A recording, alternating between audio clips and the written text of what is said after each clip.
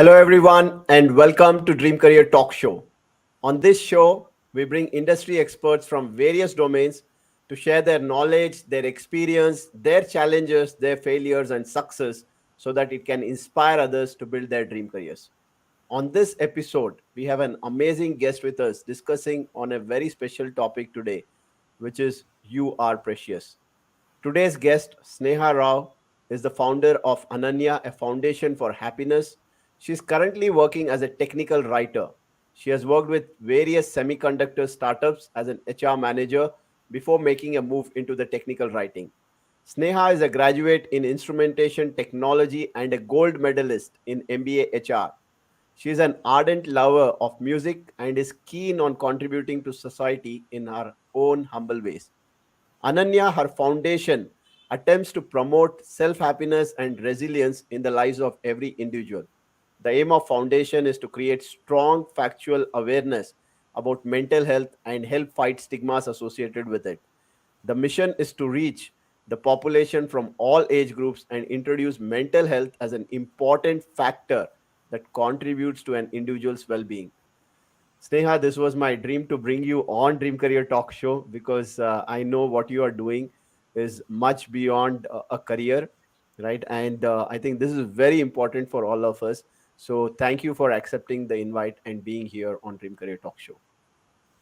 Thank you so much, Fatah. Namaste, everyone. Thank you for bringing me on this show and giving me an opportunity to share my views on my experiences, my learnings, and mental health specifically. Thank you, Fatah. Thank you for being here. And you have been doing these talk shows and episodes multiple places in various events, and you call this as You Are Precious, right? Yes. What is this concept about that you are spreading these days all over? What do you mean by You Are Precious? And can you please elaborate on this? Yeah. I am a mother of two kids, and when I conceived my daughter, I was looking for a name which meant unique. And, that's why um, I came up with a name. And when I gave birth to my second child, I had evolved as a mother. I could notice that my son is very different from my daughter, and they are unique in their own ways, and they are precious because of their unique nature, because of the fact that they are unique individuals. Also, because I lost my 16-year-old daughter to suicide 9 months back. Um, every life is precious. For me, my child is precious. And I'm sure for every parent, their child is precious too. And I want to make these kids understand that they matter, and they matter the most to their parents and their teachers. So, through these initiatives, which are under the banner You Are Precious, we spread the message, we make them understand how precious they are, how important they are, how much they matter to their parents and teachers, and make them understand that life cannot be just taken away. Because every life, irrespective of what you are, who you are, whether or not you're a performer, whether or not you're wealthy, you still are precious. And through these initiatives, through these talks under the banner You Are Precious, we are spreading that message, telling people that every life, every child, every person, every individual is precious. And I think, yes, of course, every life is precious. And I know your loss is very huge, right? And what you have gone through. And I'm sure what you're going through is something which is very deep that you can only understand. But what you are doing today is very inspiring, right? You coming out and then ensuring that others do not go through this and every life which is precious is saved.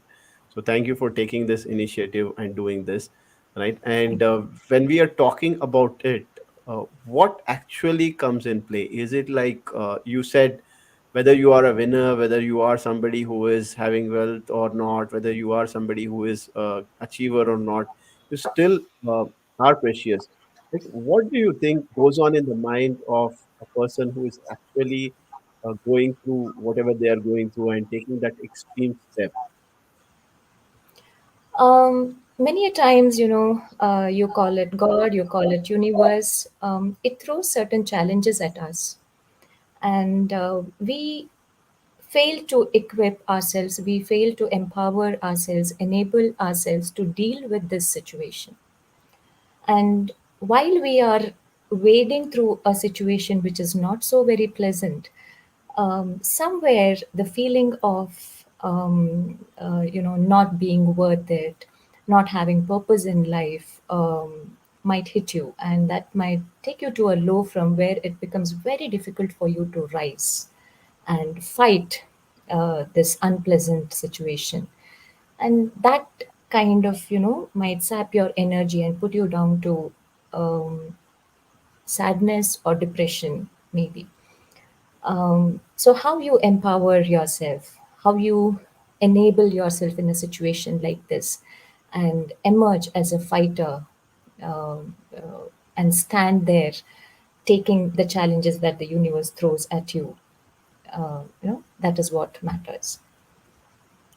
Right. And when we are talking about a lot of educated people, right, especially going through this, right, Mhm. how do you look at like when they are still educated, but they are not able to understand this particular part? So, what is happening? Why people are still not able to understand what is happening with them and not able to deal with this particular challenge? There are two reasons here. One is there's a lot of stigma and taboo attached to mental illness, in the Indian society and the Indian setup. So even if an individual recognizes that I am not emotionally doing well, I need help, they hesitate to share it with somebody because of the fear of response they would get. Maybe somebody, it could be a friend, it could be a sibling, it could be a family member, it could be a relative. If you open up to them, they might just tell you, they might just brush you away saying, Are kuch nahi hai, it's okay, you can fight it. But how does one empower themselves? you know Many a times it is just a shoulder they want to lean on, and somebody to tell them that we are here in your difficult times. But that fear of response keeps them from talking about it. Secondly, they have no clue as to whom to reach out to. Many a times it becomes that, I want to talk about it. I have recognized that I have an issue, but where to reach out to, whom to reach out to? That awareness is not there. So this again keeps them from talking to people, reaching out. That element of stigma, taboo around mental health, is what makes it more difficult for them to talk about how they are feeling emotionally.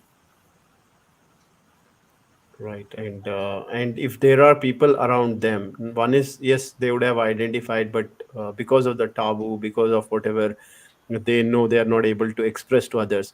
But how do people around them identify this? Is there any way we can identify if people around us are going through this? Uh, Many a times, I would like to add one aspect here. Now, for some people, it might become very difficult to differentiate between sadness and depression. We don't know when sadness turns into depression. So there is no harm in reaching out, seeking help, talking to an expert. There are many experts out there to whom you can talk to and understand what is happening with you. Is it clinical depression, or is it just momentary sadness that you are dealing with? Every person has his own way of responding or reacting to a given situation. And if the situation is not pleasant enough, if it is bothering you, and if it is a clinical depressive episode, then every individual would show some kind of symptoms. The list is very lengthy here, but I would talk about a few important symptoms. So it could be loss of appetite. It could be loss of sleep, and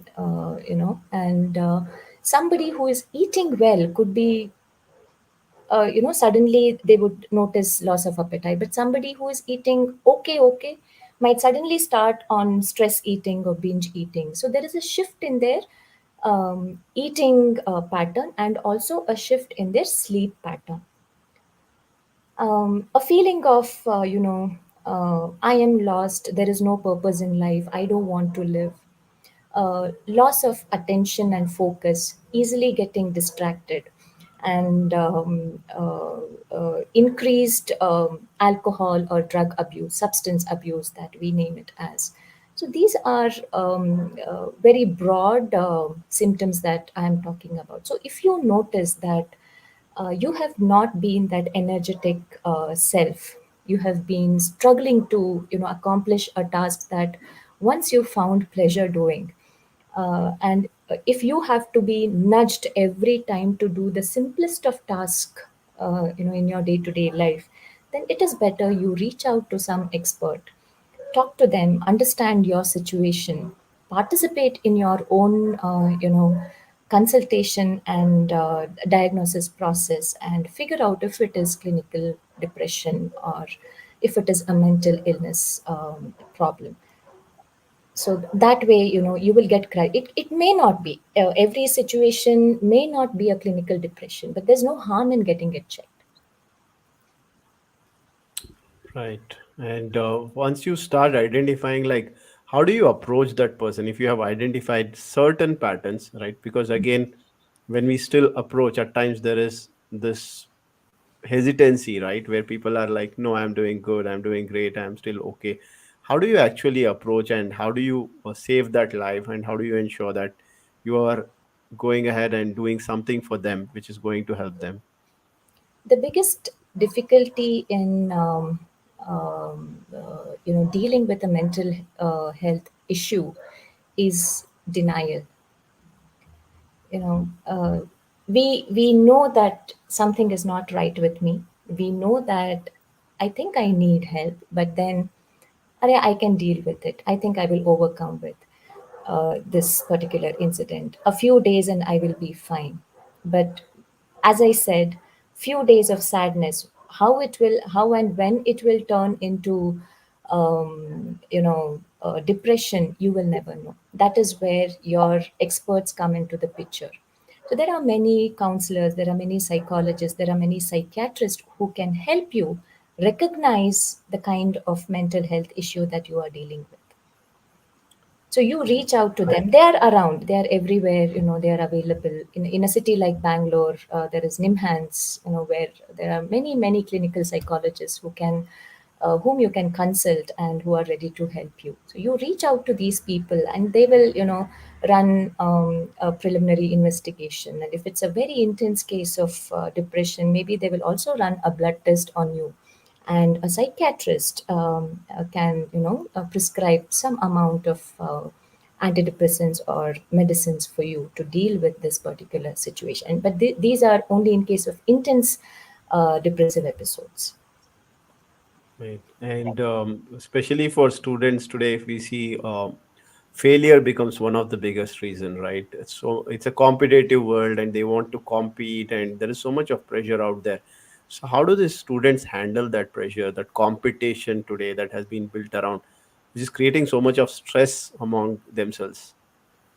My only advice to students would be to treat failure as an event in their life. It is not them. Um, this is exactly what happened with my daughter Ananya. Ananya was an achiever, an all rounder, a very ambitious kid. And because she couldn't perform well in her first PU physics paper, um, she couldn't take that perceived failure. That was her first perceived academic failure, and she couldn't handle it. Um, so it is okay to fail. It is just an event in your life, just like success is also an event in your life. Somebody who fails today might succeed in the future. Somebody who is succeeding today might at some point in time fail, and it's just a learning, it's an event in your life, and it is, here to bring in some kind of learning and maybe take you to the next level. And I think I and you, we better know about Right. failures and how we have dealt with it, in our lives. So my advice is, do not get overwhelmed with failure. um, it's a time where you have the chance and the opportunity to better yourself. So if you are comparing yourself with somebody or something, and bringing out the best out of yourself, go ahead. But if that comparison is sapping your energy, is putting that unwanted pressure on your brain, then please watch out. You have to seek help. You have to talk to your parents or teachers or mentors or somebody outside to help you deal with a situation like this. Yeah, I think you rightly very well said there that both failure and success are an event. If we start looking at that, I think most of the challenges or problems people are facing would be like vanished. And I'm sure like you would have gone through multiple failures in your life, right? How did your childhood look like, Sneha? And today you are successful in your own ways, but was it like still great one? How did you transition from those stages, and how did you look at failures at that point of a time? To begin with, Fatah, I come from a very remote village in northern part of Karnataka. If you have to take the average count of the number of English words people know there, then even to this day, I think it's about 20 to 30 words of English that a person in this remote village would know. I traveled from, this remote village to tier two cities, and here I am today in a tier one, the capital city of Karnataka. And I'm happy and proud and satisfied with where I am. Yes, I have failed. I have failed during my, engineering days.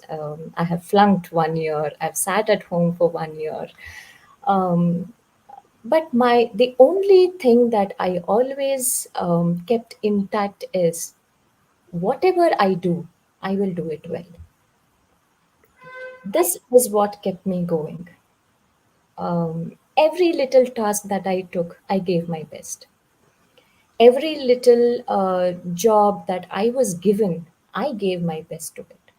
So while I was, giving my best, I was empowering myself. I was enabling myself, which again, it was going in that circle.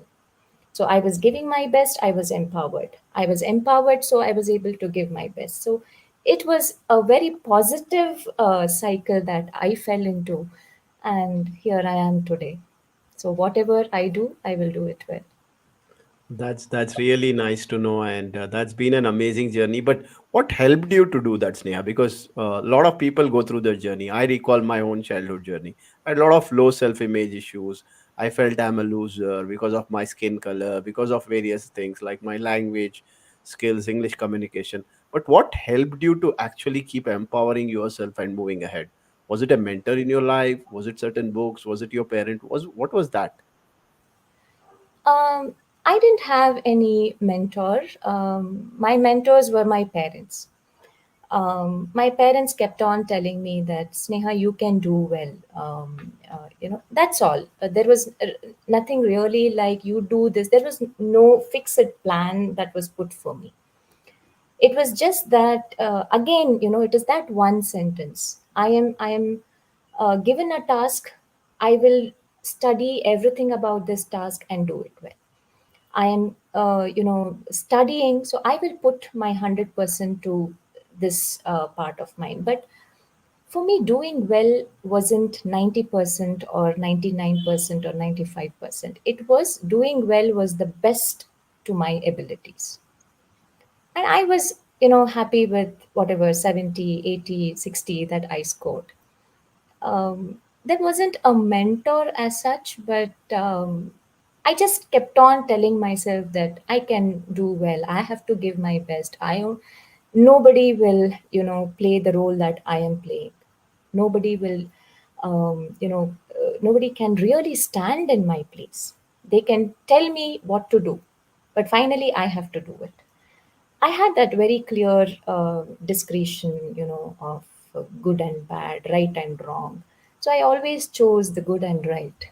And it was that self motivation, that those little words that I kept on telling myself. I used to read a lot of quotes. So somewhere I think I should credit these quotes because they kept on motivating me. They kept on inspiring me to give my best, to fight the difficult times that I have gone through. I was sitting at home for 1 year, neighbors, relatives, everybody, asking me, "Ki, how did I flunk?" Because I was seen as an intelligent kid. How did I flunk? Why am I sitting home? Because that stardom was also there because I was a singer during my colleges. So I was known to the college. So one side there was stardom, the other side there was failure.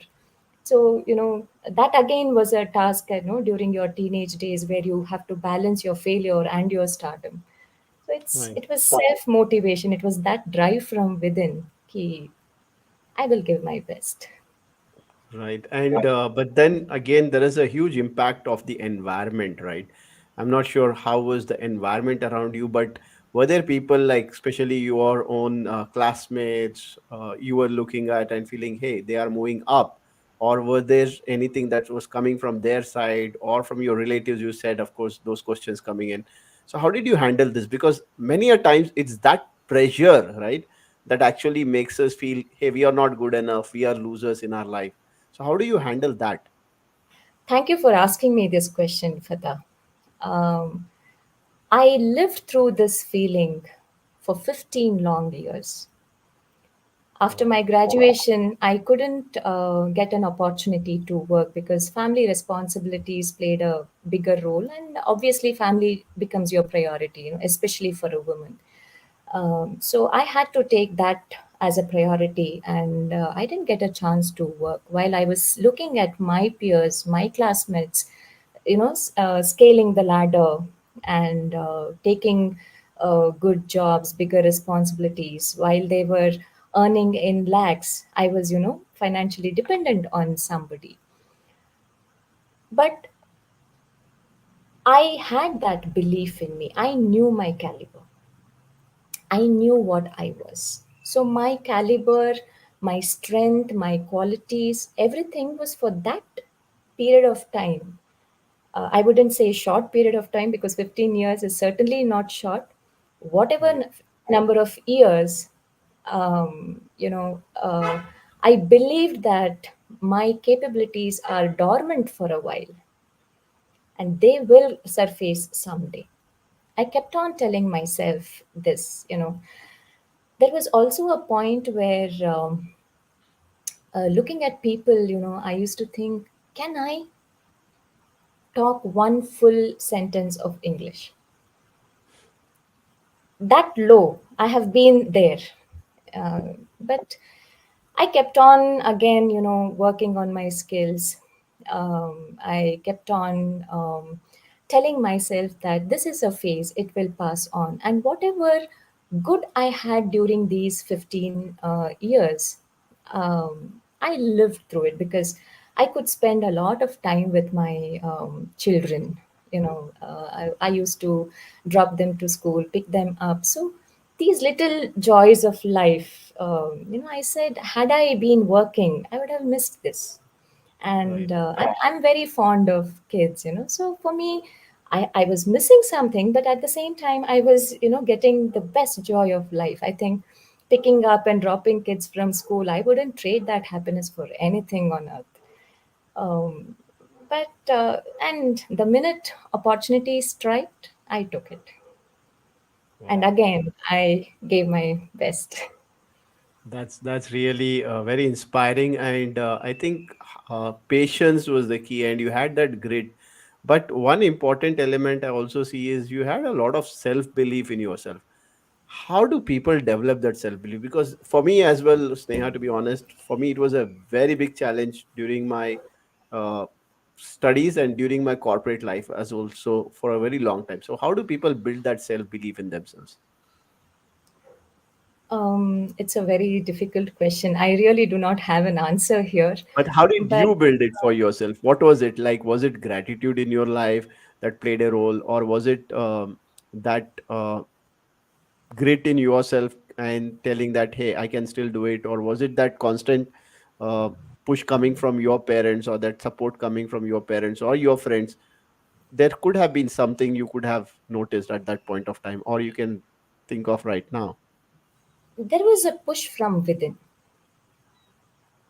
because whatever amount of inspiration, motivation you get from the external world, unless you make up your mind, nobody can, take you to the next level. So, if I have to give an advice to others, look at your strengths. If you're not very clear about it, start writing your strengths down. You will be amazed to see the lengthy list that you will have. If we just keep on thinking about it, maybe we will, in the thought process, we will miss out on a couple of strengths that we have. When somebody, now if you tell me that, Sneha, you have this strength, then I would go and write it down somewhere. Whenever I get into that self doubt, this list will help me. So if it is not very clear, write it down. You will figure it out, and I'm sure you will be amazed. You will be surprised to see that you have so many strengths in you. Likewise, you can also write about your challenges. And once you have that strengths and challenges list, you can start working on the challenges and how would I turn my challenge into my strength.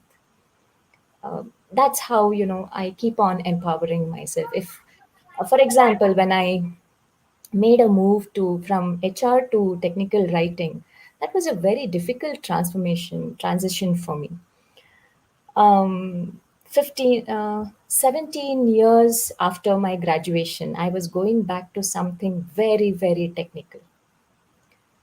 But as I said, I am that person who would give my 100%. So there, 3 years back, I used to sit and study for 16, 17, 18 hours a day. My kids used to ask me, why are you studying so much? Because I knew that I have made a transition, I've made a shift, and I have to give my best and I have to stick on. It was my decision, so it is up to me to give the best. So I think, I mean, with this, I don't have a one sentence or one advice here for your question, but with this experience of mine, I think people can understand how to realize, how to understand, how to know and figure out their strengths and Yeah. convert their challenges into their strengths. Definitely. I could pick up from there. Like, one is definitely the activity that you did of writing, because many a times the mess is here. When you put it on Yes. paper, I think it's pretty clear, right? And it makes it easy for us to understand, hey, this is my strength, this is my challenge. And when you list down so many strengths of yours, you are like mind blown. Oh my God, I have these strengths within me, myself. So that's where you keep pushing yourself, that internal motivation, as you said. And of course, the affirmations you are talking about that you used to tell, okay, I can do it, I'm good enough. I think those things also, subconsciously, consciously, you were doing it, that It helped. matters. It matters a lot. Right. And you spoke about something where you spoke about, and then you have been talking about this. I put my best, I put my best. And you spoke about results I did not look at. Right. So, this is also a concept of spirituality, which I listen from a lot of spiritual gurus. Right. Put your best, but detach yourself from the results. So, were you practicing spirituality from the beginning, or how did you get this concept of detaching yourself from the results and then still putting your best and keep moving on? Um, I am actually a very spiritually inclined person.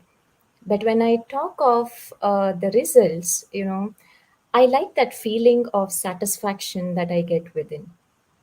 And it's kind of very contagious here. And it gives me that kick, if I have to say, when I give my best, when I'm noticed for the best I do, and when I know it, even if I'm not noticed, when I know that this is the best I could give, then that that sense of satisfaction that I get within, I can't explain in words how I feel when I'm satisfied. But that again, that satisfaction pushes me to do the next job well. So I look for that energy, um, you know, uh, in everything that I do. So that energy, builds on, it adds on with every task that I do, with every little good deed that I do, and it takes me to the next level. So Right. it is that satisfaction that I look at. I think that's a great way of looking at things, and I think the way you look at things also matters. It's not about what happens with you, but how do you look at things? Like whatever in your life you have been looking at, I think that's the great way of looking at things. But again, coming back to one of the questions I was asking about people around you, right? So, Mhm. how does the environment matter in when we are taking in these kind of steps, right? Does environment also play a role, like when we talk about environment, your friends, the people whom you are like regularly catching up with, so do they also play a role in your life in terms of these kind of challenges or even during success or failures? The environment certainly plays a role. Now, if I have to talk about uh, mental health only, there are risk factors, there are protective factors, and there are warning signs that we normally talk about. I will tell you why I made a point of this. So, risk factors could be, external characteristics or internal characteristics that,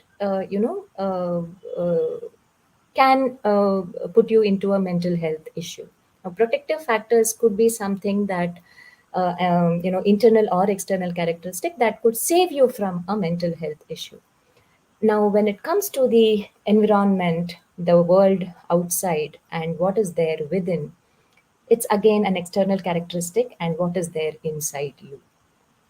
Now, there are people who gave me advices. There are people who tell me, Are, what are you doing? You're an engineer, you're a gold medalist in MBA, and you're sitting home. So, if I had allowed myself to, for this sentence to sap my energy, then I think I would have reached nowhere. But I again have a very clear description of good and bad, right and wrong. So, what is good for me at this point in time? What is, good? What would be good for me 10 years down the line? So, when my kids were little, when my family needed my attention, I asked this question to myself as to what is good for me now. Is it my job, my designation, my money, or my family? There's an internal voice that tells you it is your family. It told me it is my family, and I chose family. Of course, there were external characteristics which stopped me from taking up a job. But then, if I have to internalize it, I will look at the brighter side, the advantages of staying back home, and I would choose the good and the right decision. So, environment is here.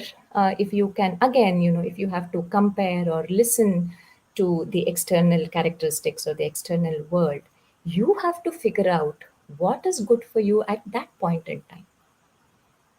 If you have that discretion, if you have understood your own self very well, then I think you will, that decision comes to you automatically. Now, what I tell students when I talk to them is, do not give the world the power to decide who you are.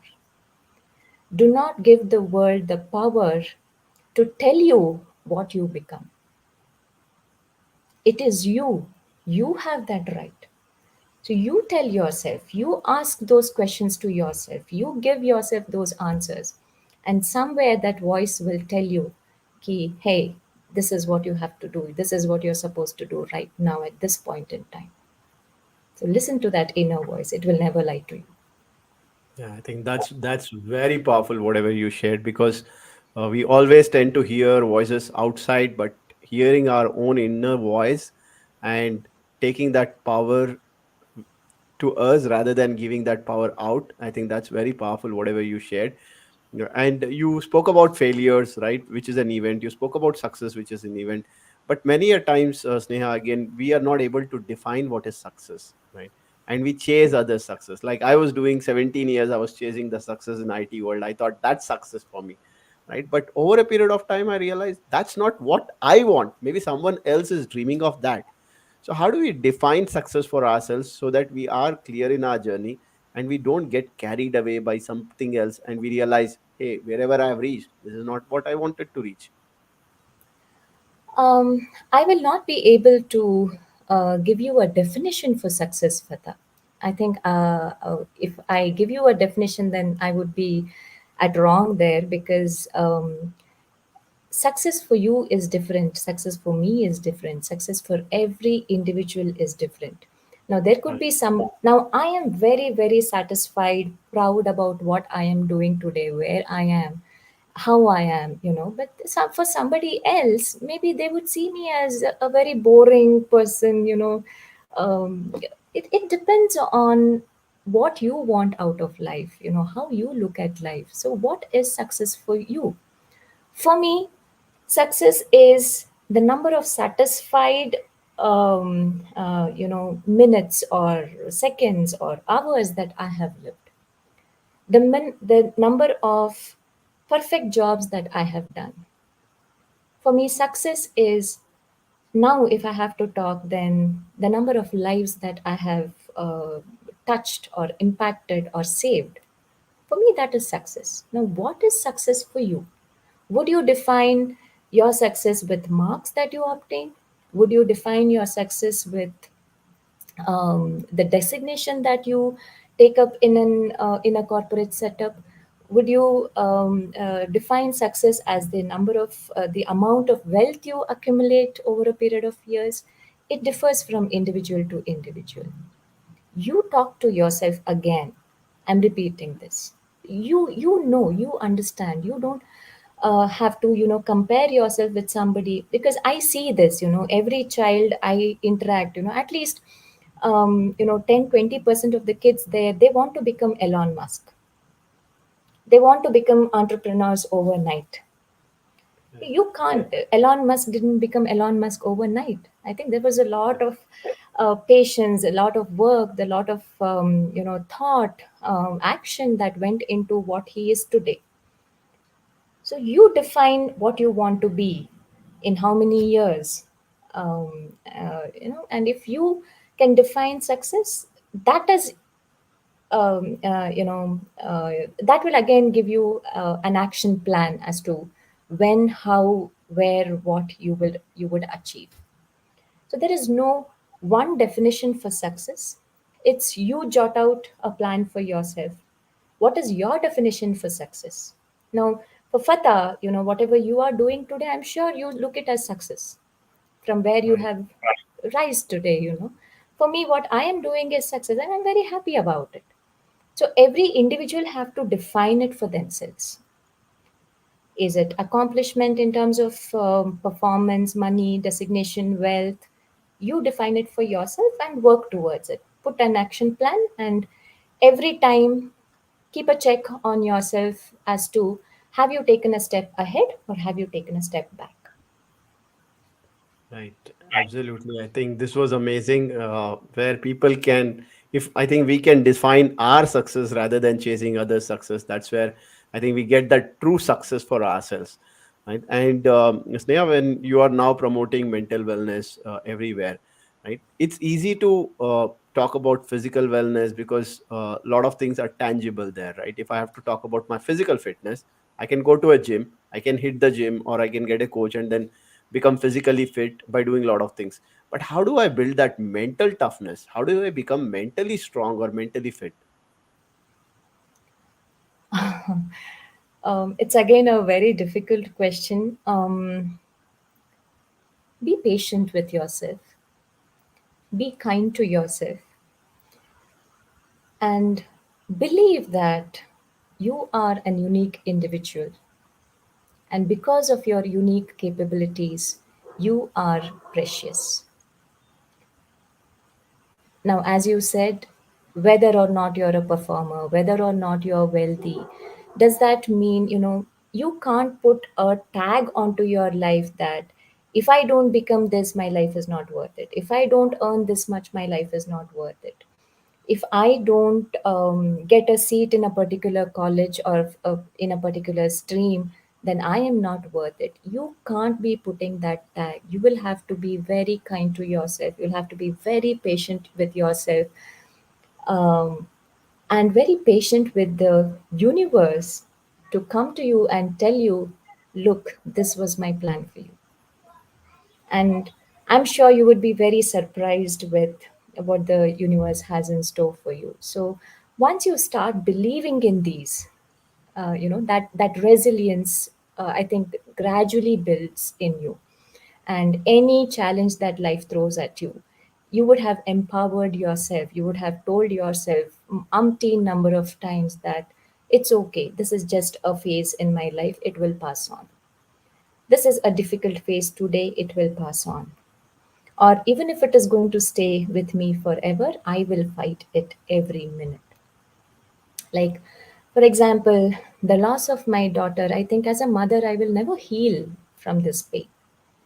It is going to stay with me forever. It is very difficult for me to get up in the morning and resume my activities, to go to office, perform, give my best there. It is very difficult. There are low days, but then I tell myself, it's okay.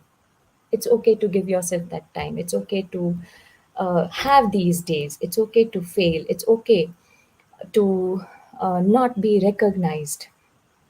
It's okay not to be there where you wanted to be at this particular point in time.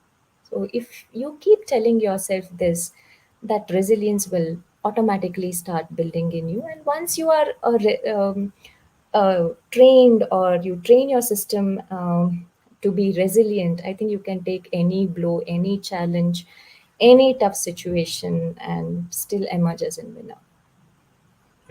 Yeah, absolutely. I agree with you. Like when you have that patience, that resilience, and one beautiful word you said about like it's okay. Like if I'm not at that stage where I wanted to be, if I've not achieved whatever I wanted to achieve, it's okay, right? So I think My giving that message um, to ourselves. my head of the department during my engineering days would always tell us, if something hasn't happened, if something hasn't turned out the way you expected it to, then always tell yourself that you have missed a boat and there's a ship waiting for you.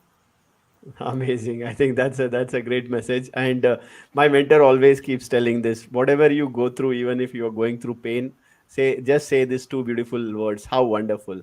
Right? And I think the way you look at things keep changing. So it's all about how you actually train your brain, and I think that's how it happens. And what role does self love play, Sneha, when it comes to mental wellness? Right? Can this help people to actually come out of those challenges and avoid taking these extreme steps in their life? Does that help? And if that helps, how do they actually build that self love for themselves?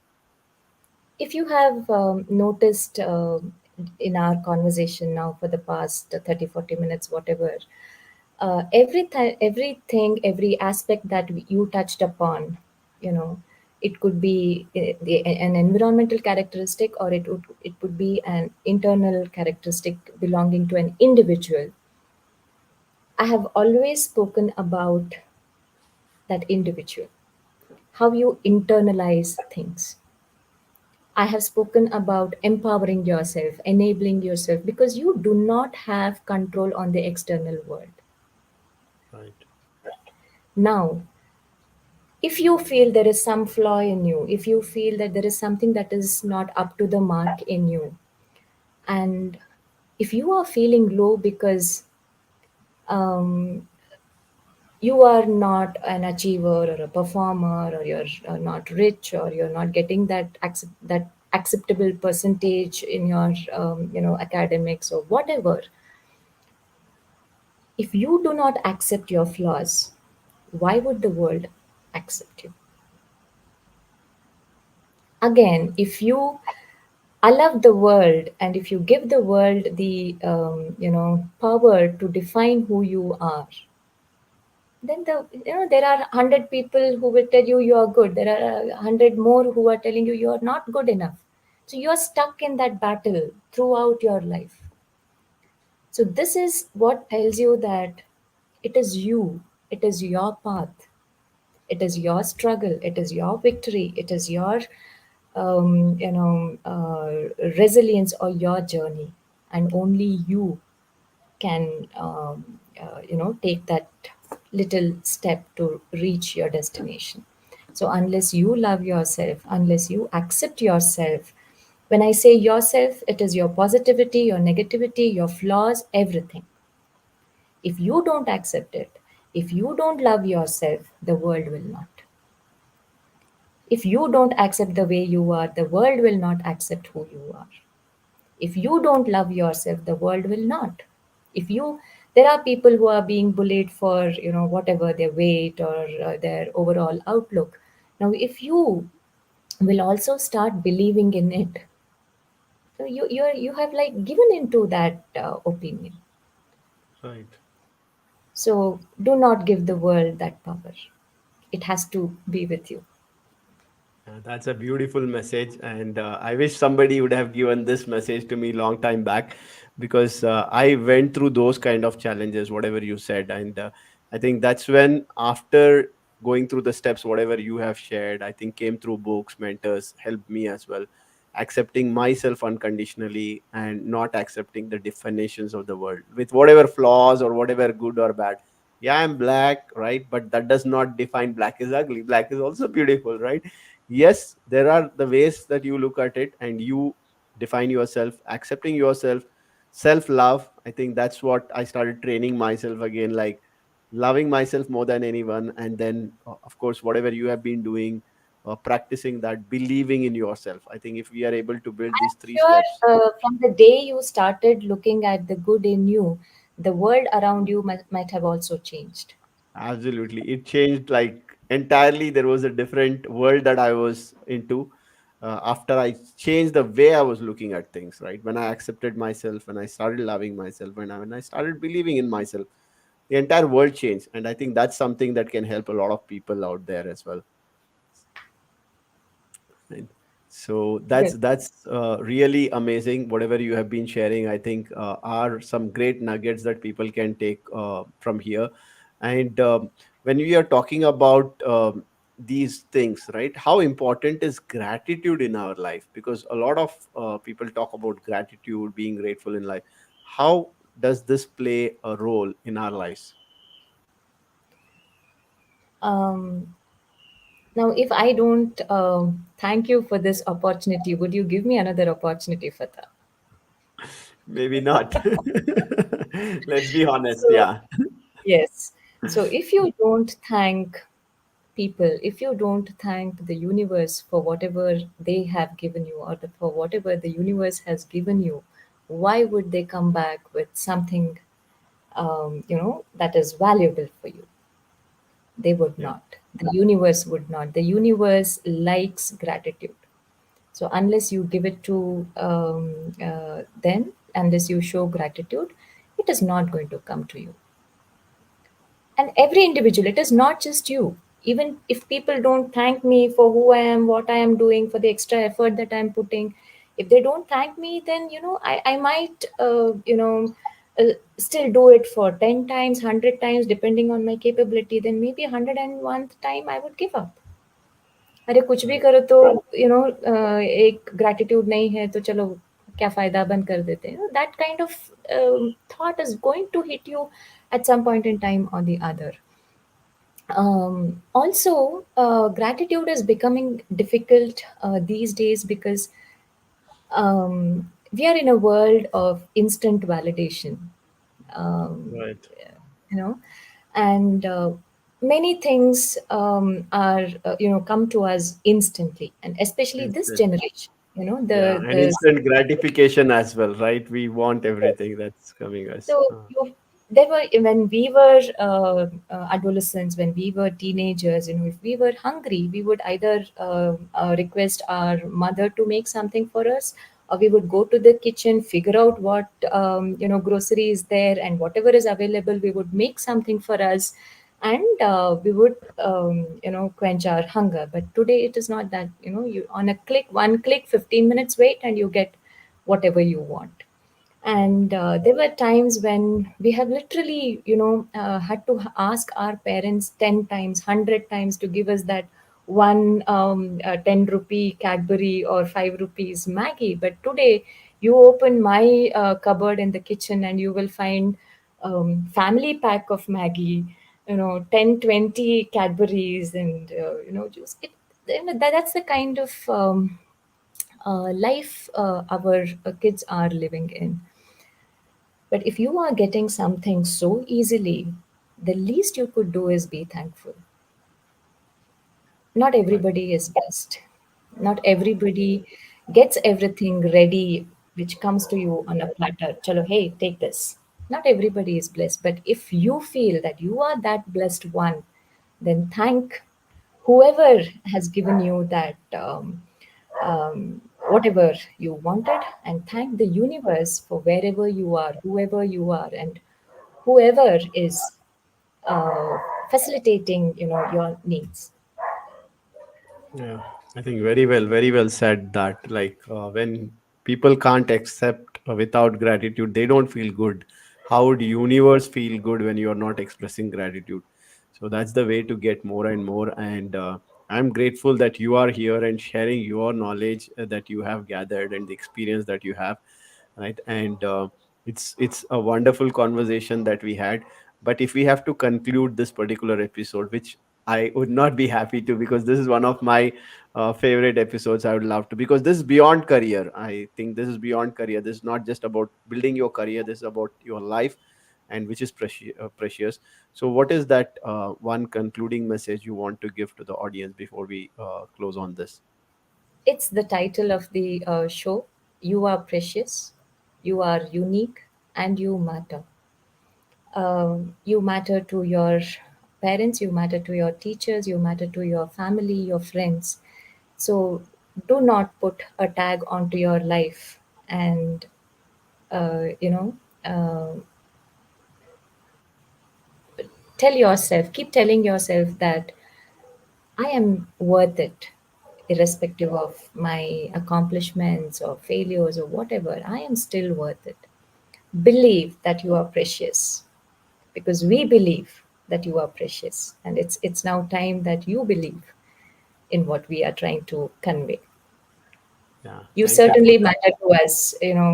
We have been, I mean, there could be viewers here who have just seen us for for the past 30, 40, 50 minutes.